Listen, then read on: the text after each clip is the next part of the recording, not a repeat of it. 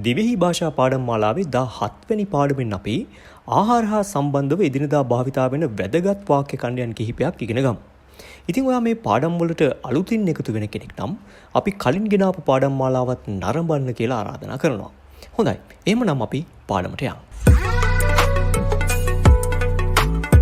මට අහන්නට ඕන බඩගිනිද කියලා. බඩගිනිද කියලා. එතකොට අපි කොහොමද ඒක අහන්නේ?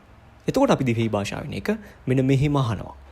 බඬු හැත බඬු හැත කාලද ඉන්නේ? කෑෆින්ත කෑෆින්ත කෑමට එන්න. ආදේකාං ආදේකාං තේ බොන්න එන්න. ආදේ සෑබෝන් ආදේ සෑබෝන් කෝපි බොන්න එන්න. ආදේ කොෆී බෝන් ආදේ කොෆී බෝන් මොනවද කන්න කැමති? කොංචෙක් කාම්බේනුමි කොංචෙක් කාම්බේනුමි මේක බොන්න. මීති බෝලා මීති බෝලා රස බලන්න. රහ බලා බලා රහ බලා බලා කාලා බලන්න. කා බලා කා බලා කෑම නවත්තන්න. හුස්කුරේ හුස්කුරේ බඩ පිරෙනකම් කන්න. බඬු ෆුරෙන්දෙන් කාති බඬු ෆුරෙන්දෙන් කාති වැඩියෙන්ම කන්න කැමති මොනවද?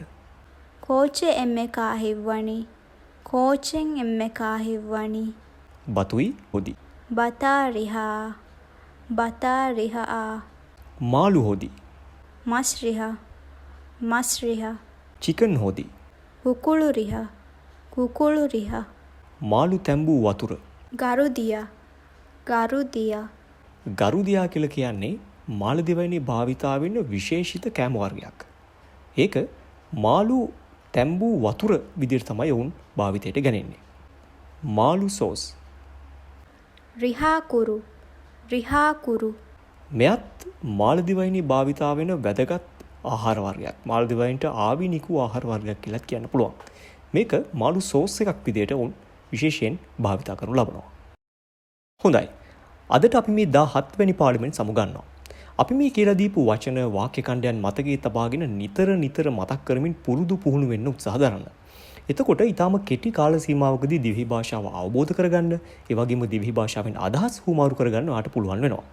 මේ ගෙනෙන පාඩම් මාලාව හොඳයි කියලා ඔයාලට හිතෙනවා නම් මේ channel එක subscribe කරන්නත්, තවත් කෙනෙකුට ඉගෙන ගන්න share කරන්නත් අමතක කරන්න එපා. ඒ වගේම මේ පාඩම් පිළිබඳ ඔබට හිතෙන දේ පහලින් කමෙන්ට් කරන්නත් අමතක කරන්න එපා.